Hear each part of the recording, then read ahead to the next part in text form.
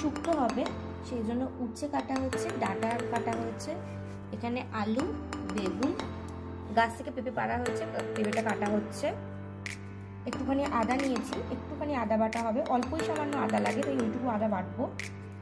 আর এদিকে নিয়েছি সর্ষে আর পোস্ত, এটাও মিহি করে বেটে নেবো। রান্নাটা হবে সর্ষের তেলে এগুলো ফোড়ন নেবো। আর নেবো একটা তেজপাতা।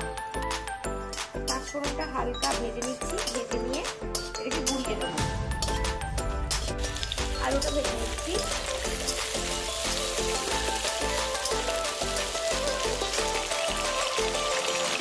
সব সবজিগুলো ভাজা হয়ে গেছে, ডাঁটাটা ভাজা হচ্ছে, ডাঁটাটাও তুলে দিচ্ছি।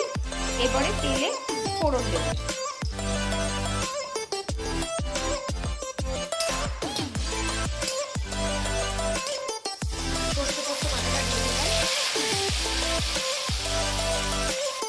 এরপরে দুধটা দিচ্ছি।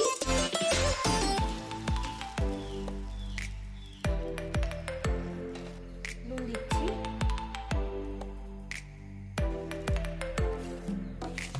অল্প চিনি। সবজিগুলো দিয়ে দিচ্ছি।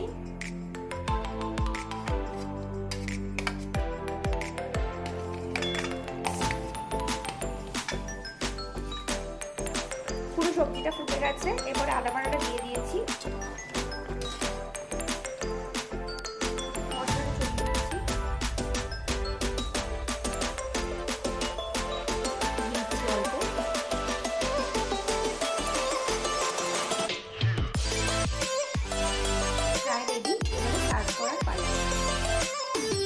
এবারে সার্ভ করছি।